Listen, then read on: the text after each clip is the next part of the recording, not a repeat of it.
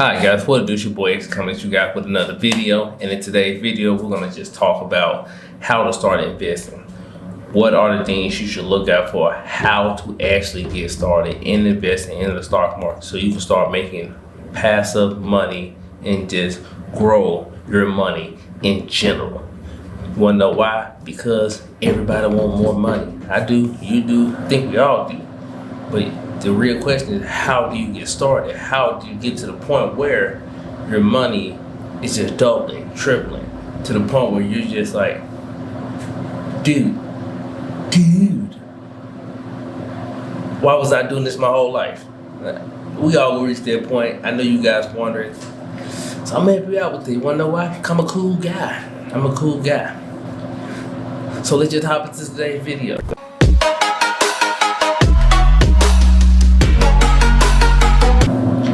Alright guys, we're going to go into Investing 101 classes in session. Ooh. Alright kids, today we're talking Stocks 101, how to get invested, how to start, you know what I'm saying? How to take that first step. Ooh. Now, I know what you're thinking.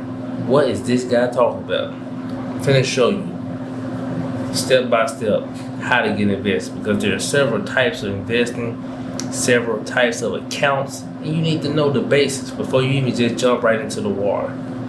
But before I get into it, would you mind hitting that subscribe button and most definitely liking this video if you like what I'm talking about? But at least hit the subscribe button. Appreciate it. But now, Investing 101. Where a lot of people go wrong is this. Everybody immediately go right to Robinhood. Now I know what you're thinking. What's wrong with Robinhood? Nothing really, but a lot at the same time. And the reason I said it is to just have a Robinhood and to start buying random stocks. You may get lucky, you may get not. You may get not. Yep. Proper English, my people. But you may not. And the reason I say this is this. You can't get lucky. Like truthfully, you really can't get lucky. And sometimes you can get super persuaded. Cause I know a lot of Robinhood people, they're like, man, I wanna know what to invest in. Facebook, ooh, Robinhood, join group, see people spamming penny stocks and stuff like that, and you just buy in. And then you ask, oh, should I sell yet? Should I sell yet? Is it high enough? Is that the breaking point? Don't be one of those people. Learn. That is your best way to make money, is to learn. If you're going in just doing what other people doing, you may make some money here, you may not make some money here, but in long term, actual decent returns, you want to know what you're doing. And now, I'm gonna break it down to you. So pretty much, to start things off, is Robinhood worth it? Yeah. You can do option trading. It's pretty simple, great user-friendly product. Don't get me wrong. I myself have used Robinhood. Now, there's also a different style of investing that a lot of people should utilize versus Robinhood. Robinhood is a taxable account. Yes, whatever you make in Robinhood is subjected to taxes. Simple as that. There's no other way I can put that. Straight to the point. Now, how can you invest and avoid taxes? Why would you want to avoid taxes? Let's see. Say you put 1,000 in, you turn that 1,000 into 3,000. Say for some reason you want to pull that 3,000 out. You just get hit by taxes. Now say, you open it with another brokerage like M1 Finance, like Fidelity, like Charles Schwab, and you open what is called a Roth IRA, right? Now, your Robinhood account is an individual account. It's a regular brokerage account. The account I'm talking about, Robinhood does not offer it yet. You see what I did there? I'm trying to help Robinhood out. But as of now, they don't offer it. But you choose one of these other brokers, you with what they call a Roth IRA. Now, why is a Roth IRA so good? The tax person. Okay. Why? Put it to you like this. If you are an average investor, right, and you just get into investing, you're learning the ropes, okay, If you're not going to invest more than $6,000 in a single year, it would be so much better for you to invest in the Roth. And I'm going to tell you why. Now, the reason I say invest in that Roth versus investing in Robinhood, if you're only going to invest $6,000, is simply this. Your Roth is tax-free up to $6,000 a year in contribution. So every year you can do up to $6,000 into the account. Boom, no taxes. Anything above that $6,000 is subjected to taxes. Now, the rule of the game is avoid taxes because they're going to eat away at your profit. So if you know you're just getting in stocks and you're not going to go like Wall Street bet all on black, pick the Roth. Due to the fact that if you know you're not going to invest that much, you might well take advantage of the tax-free. Because if you immediately start with Robinhood, no matter what you make, you're automatically going to have to pay something to the government. So, give money away, keep it all for yourself. I'm just saying, simple, smart. But it is okay to keep your Robinhood if you're going to contribute more than $6,000. Why is that? If you max out your Roth, which I would strongly recommend every year, do your $6,000.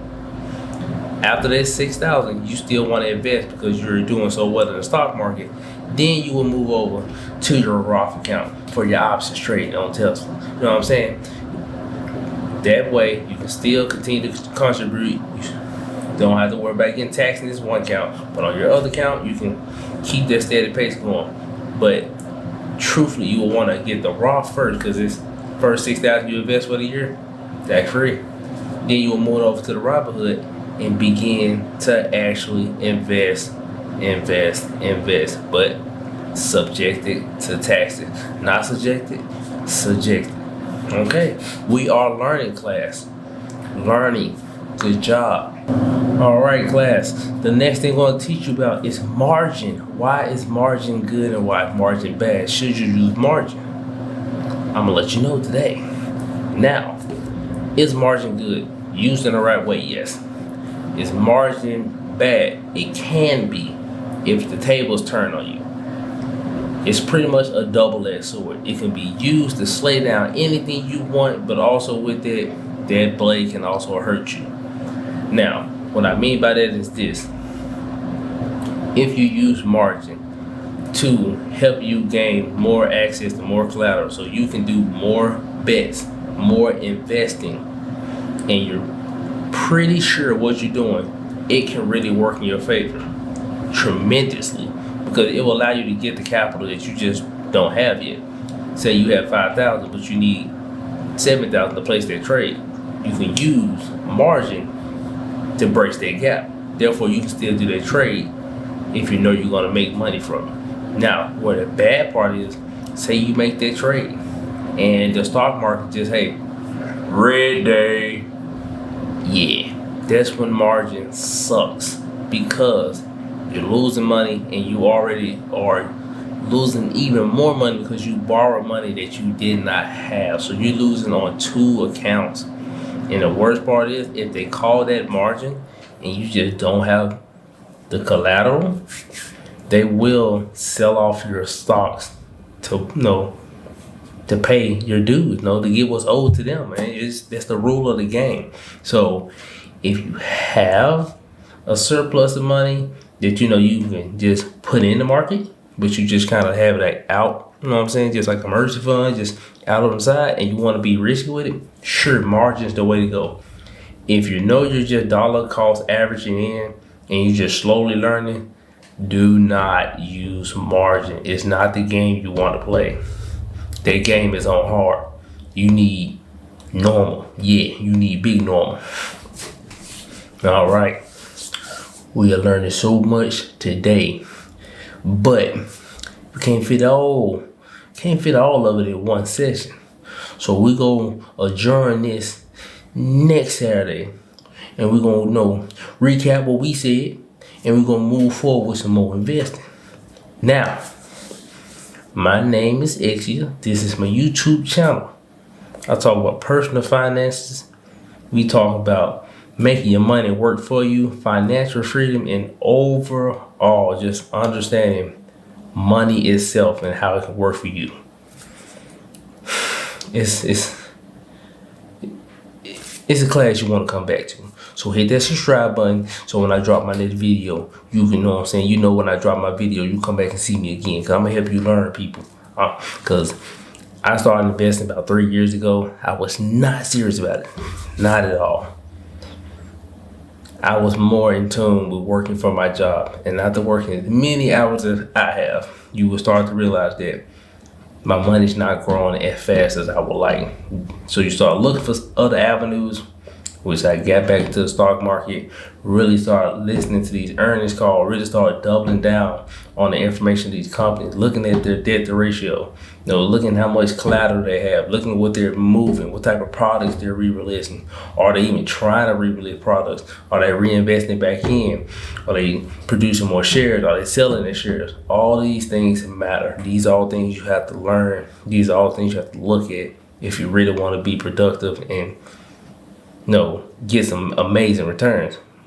But following somebody else's lead will not get you there. It's good to hear somebody, suggest a stock, but once they suggest it, do your due diligence. Always do your own due diligence. That's the only way you're going to get good and actually learn. Do not start off and immediately go to call options. It is not the play. Knowledge is power, people. Knowledge is power. But it's your boy Exia. Thank you for coming and watching my video. Most definitely hit that subscribe button. Like this video, share this video. And it's your boy Exia, and I'm out.